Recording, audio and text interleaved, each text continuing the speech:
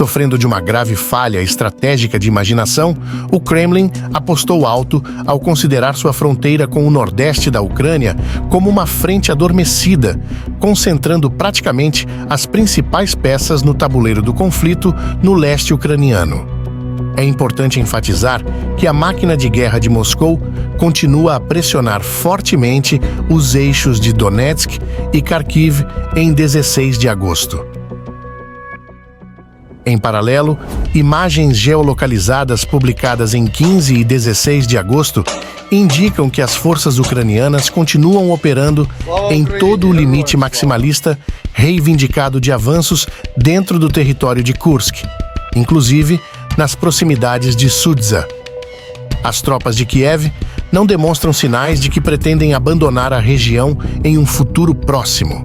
E neste episódio, vamos analisar os últimos desdobramentos da batalha por Kursk e a ousada movimentação das tropas de Kiev no tabuleiro do conflito, incluindo a destruição de pontes em Kursk e as tentativas de atacar a ponte da Crimeia.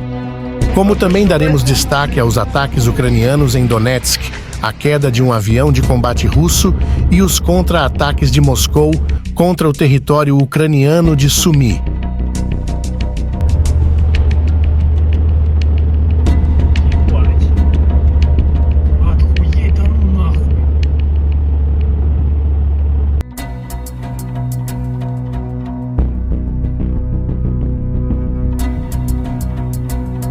As forças russas mantêm um ritmo ofensivo relativamente alto no Oblast de Donetsk, demonstrando que o comando militar russo continua a priorizar os avanços no leste da Ucrânia, mesmo com as tropas de Kiev pressionando as forças russas dentro do território russo de Kursk.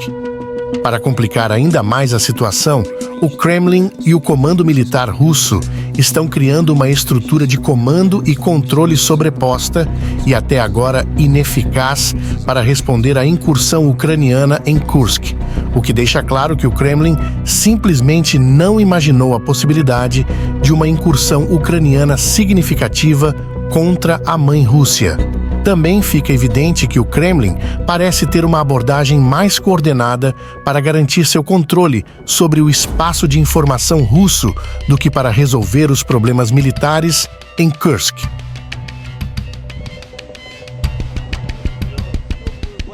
Um fato relevante é que a incursão ucraniana em Kursk forçou a Rússia a considerar mais prontamente as trocas de prisioneiros de guerra. Relatórios indicam que as forças ucranianas fizeram cerca de 2.000 soldados russos prisioneiros nas últimas 2 semanas, incluindo recrutas, guardas de fronteira do Serviço Federal de Segurança da Rússia e pessoal de unidades chechenas Akhmat. Conforme relatos, mais de 200 prisioneiros de guerra russos, localizados em um centro de detenção ucraniano, são recrutas muito jovens. As tropas de Moscou também capturaram prisioneiros ucranianos em Kursk, mas o número não foi revelado até o final desta edição. Como moeda de troca, Kiev priorizará o retorno dos gravemente feridos e doentes, mulheres e aqueles que estão em cativeiro russo há mais tempo. Fontes de Kiev afirmaram que a Ucrânia também tentará resgatar prisioneiros civis, especialmente aqueles que as forças russas mantêm em cativeiro desde 2014.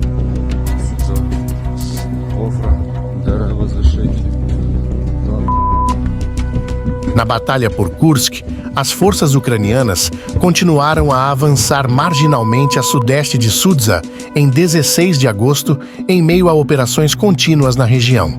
Militares russos alegaram que as forças ucranianas avançaram a leste de Mirny e ao sul de Spalnoye, ambos a sudeste de Sudza. Pequenos grupos móveis ucranianos continuaram realizando ataques limitados atrás da linha de contato existente no Oblast de Kursk em 16 de agosto.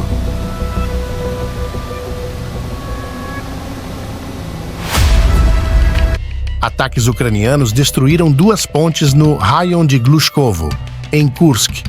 Fontes russas afirmaram em 16 de agosto que ataques ucranianos com HIMARS destruíram pontes em Glushkovo e Zvanoye, ambas a sudoeste de Korenevo. Imagens geolocalizadas publicadas em 16 de agosto mostram que a ponte em Glushkovo desabou após o ataque. Militares russos alegaram que a destruição da ponte complicará as linhas de comunicação terrestres russas.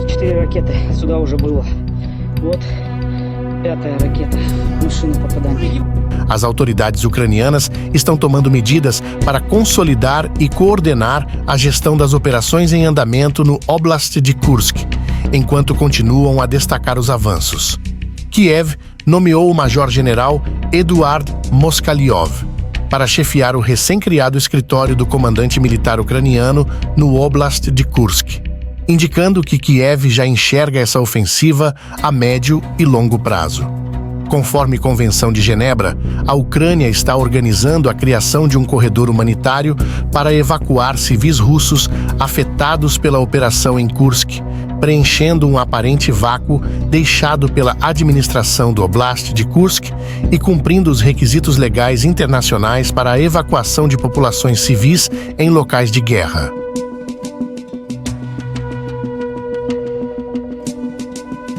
A Rússia ainda não solicitou às autoridades ucranianas a abertura de um corredor humanitário que se estenda mais para dentro do território russo. Portanto, a Ucrânia atualmente não pode facilitar legalmente a criação de tal rota de evacuação. As autoridades do território de Kursk parecem hesitar em responder totalmente à situação, provavelmente por medo de agir de forma desarticulada em relação à resposta do Kremlin às operações militares ucranianas dentro da Rússia.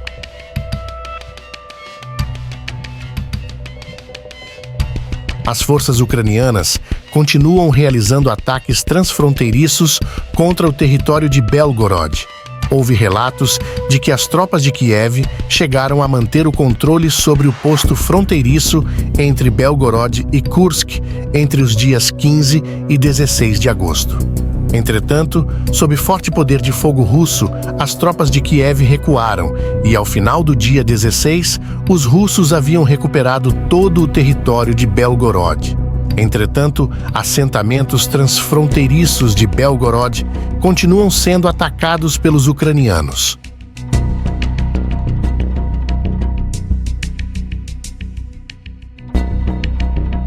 Ainda na batalha por Kursk, um helicóptero russo é neutralizado em combate. As imagens do ataque contra a aeronave russa foram divulgadas no 17 de agosto de 2024. Em Sumy, território ucraniano vizinho a Kursk, os russos lançaram um ataque poderoso contra alvos civis, deixando um rastro de destruição pelo local em 17 de agosto.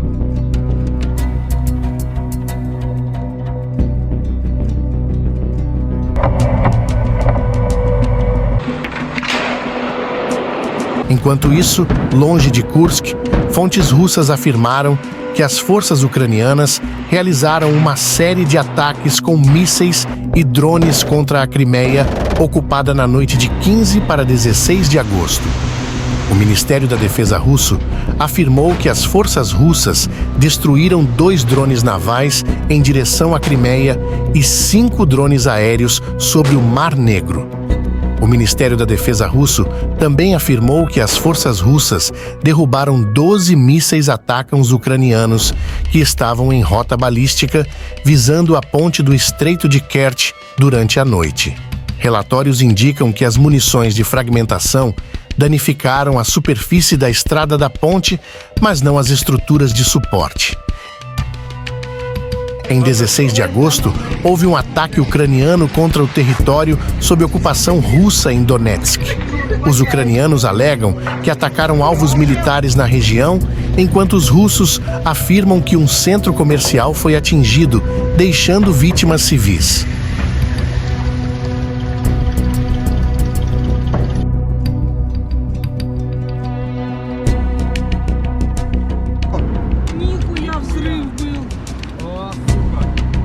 Na Rússia, em Irkutsk, um avião de combate russo Tu-22 caiu no dia 16 de agosto. Imagens mostram o momento da queda. Segundo a defesa russa, o avião caiu devido a avarias técnicas e a tripulação conseguiu ejetar e ser resgatada com vida.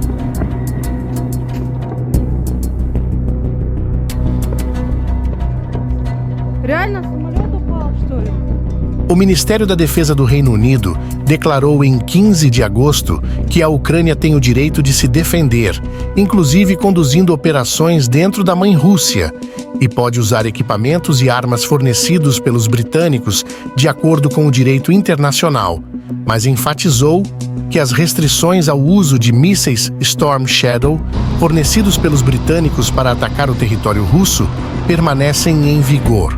O tio Sam também mantém a mesma postura ambígua em relação ao poder bélico que os ucranianos podem usar contra os russos.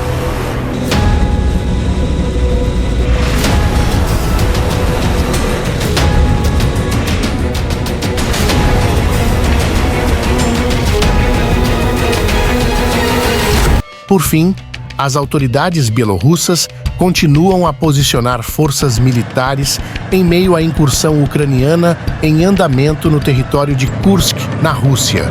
O ministro da Defesa da Bielorrússia, tenente-general Viktor Kremin, e o chefe do Estado-Maior da Bielorrússia, major-general Pavel Muravyko, afirmaram em 16 de agosto que há uma alta probabilidade de que a Ucrânia possa realizar provocações armadas contra a Bielorrússia e alertaram que o país está preparado para responder a quaisquer supostas provocações ucranianas.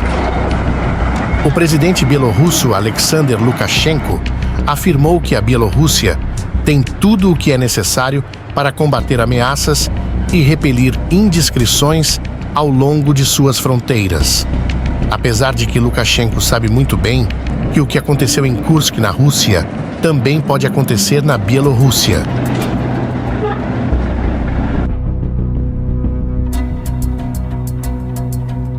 Esse foi mais um Boletim Militar. Muito obrigado pela sua audiência e se você curtiu o conteúdo, deixa a tua curtida e fortalece nosso trabalho se inscrevendo no canal e ativando o sininho da notificação para ficar ligado no próximo Boletim de Guerra.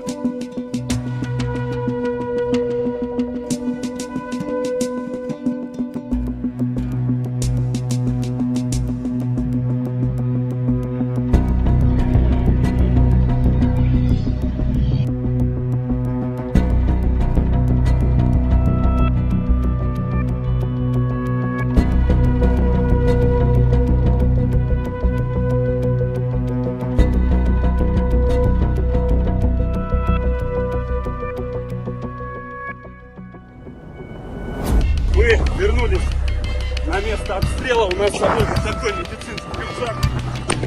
Опа!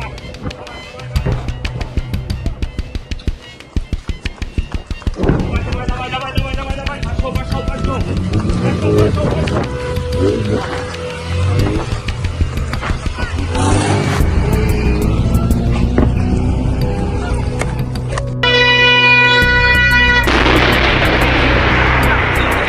Охуеть! Ёбаный в рот!